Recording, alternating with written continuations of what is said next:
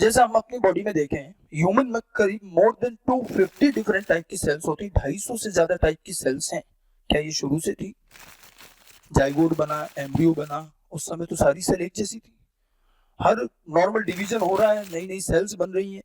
उस समय किसी सेल को पता नहीं कि उसे भविष्य में करना क्या है।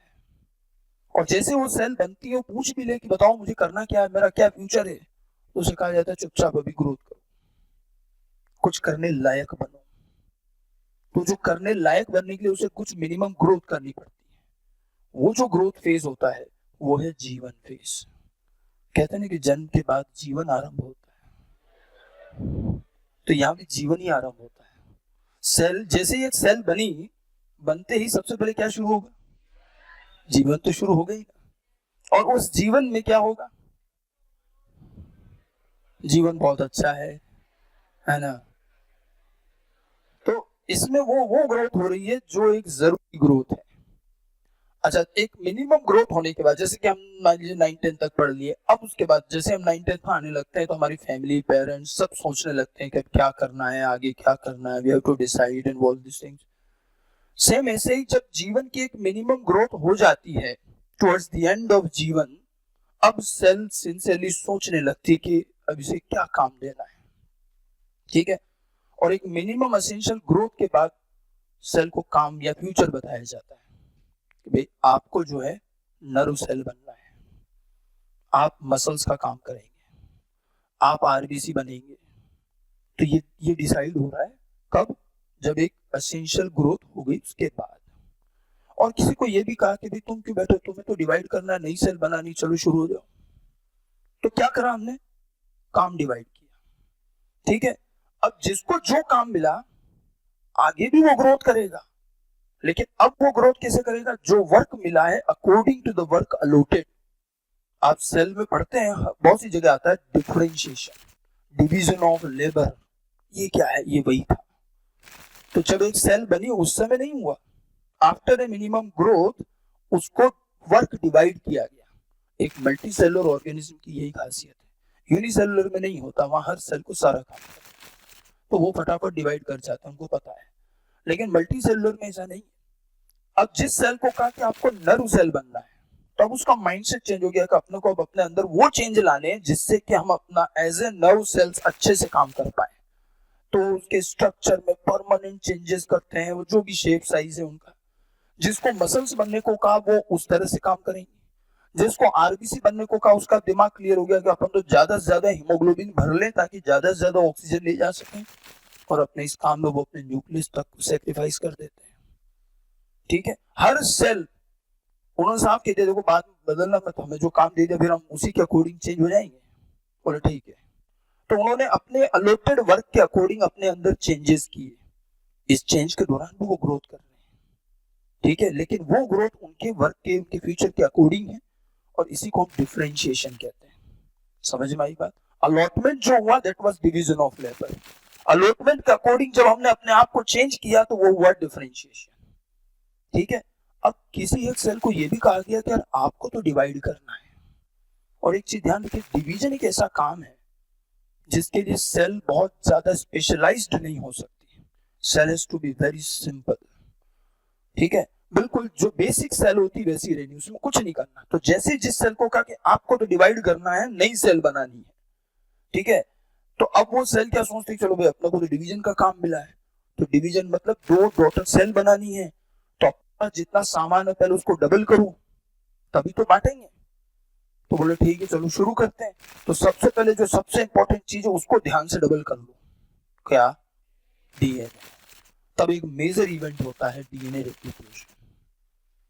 सेल की पूरी सेल साइकिल, लाइफ साइकिल में डीएनए रेप्लिकेशन बहुत इंपॉर्टेंट काम है, पूरे ध्यान से किया जाए। लेकिन सिर्फ वही सेल करती है जिसको आगे डिवाइड हो।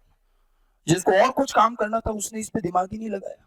उसने तो और अपने डीएनए में बस अपने अपने काम के जीन एक्टिव रखे, बाकी सबको ऑफ कर दिया, हटाओ, अपनों को काम ही नहीं।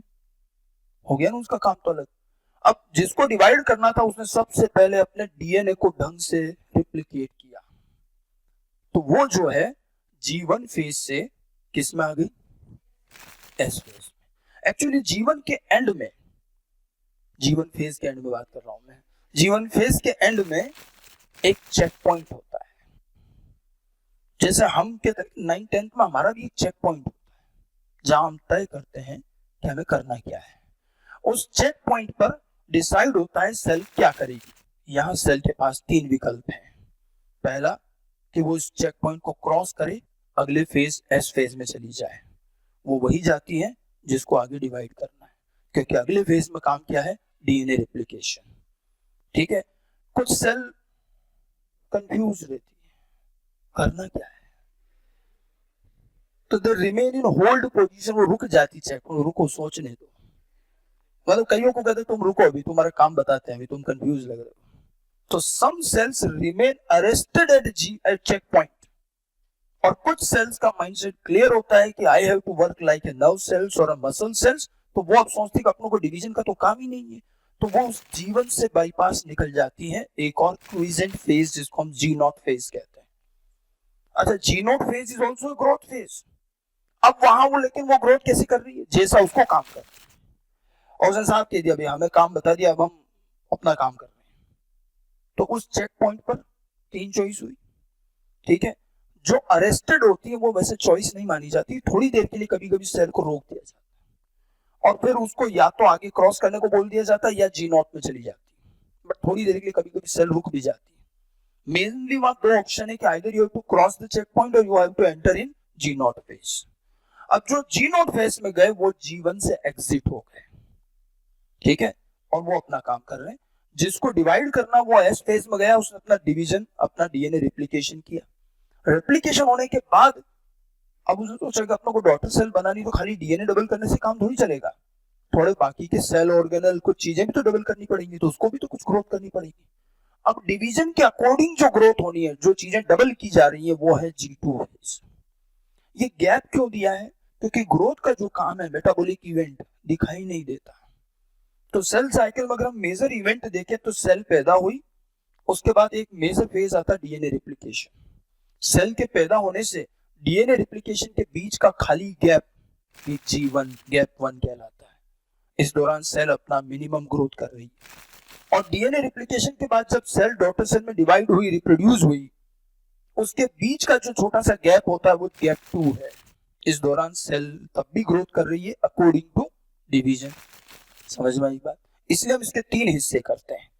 और after the end of G2 phase, cell is ready to divide and it enters in the M phase और सेल साइकिल कंप्लीट होती है। जो G0 फेज में निकल गए उनकी सेल साइकिल कंप्लीट नहीं होती, तो रुकी रहती है, वो अपना अलग काम कर रही है। नाउ ये तो हो गई जनरल बात, लेकिन एक और चीज देखिए, कभी कभी ऐसी जरूरत पड़ जाती कि जिस सेल को अपन ने कह दिया कि तुम ये काम करो, बाद में लग रहा नहीं है इसको भी डिवाइड तो करवाना पड़ेगा। G0 में गई हुई सेल को हमने वापस कहा कि तुम एक काम करो, वापस आओ, वी नीड डिवीजन, आप और डिवाइड करें। अब ऐसे में सेल का रिस्पॉन्स 2 तरह का हो सकता है। कुछ सेल्स मना कर देती कि ऐसे नहीं चलेगा, हमें जो काम बताया था वो हमने कर लिया और हमने अपने आप में इतना चेंज कर लिया कि अब हम वापस लौट कर डिवाइड नहीं कर सकते, चाहे हम मर जाए। ठीक है, actually some cells have an extreme level of differentiation like RBC. बेचारी ने न्यूक्लियस ही खत्म कर दिया और अब कह रहे लो चलो डिवाइड करो, वो मना कर देती। Like nerve cells, they never divide, they refuse to divide। But कुछ सेल ऐसी होती है जिनमें बहुत ज्यादा चेंज नहीं होता है, थोड़ा बहुत चेंज करती है। ठीक है, उनसे जब कहा जाता है तो they somehow manage and they will ready to divide again, like our liver cells जिनमें रीजनरेशन होता है। वैसे तो डिवाइड नहीं हो रही, लेकिन बहुत जरूरत आ पड़ी अंडर सम इमरजेंसी कंडीशन, तो कुछ सेल्स जो G0 में गई है वो वापस री एंटर हो जाती G1 में and they cross the checkpoint and they start dividing। But सभी सेल्स ऐसा शायद नहीं कर पाए। समझ में आई बात?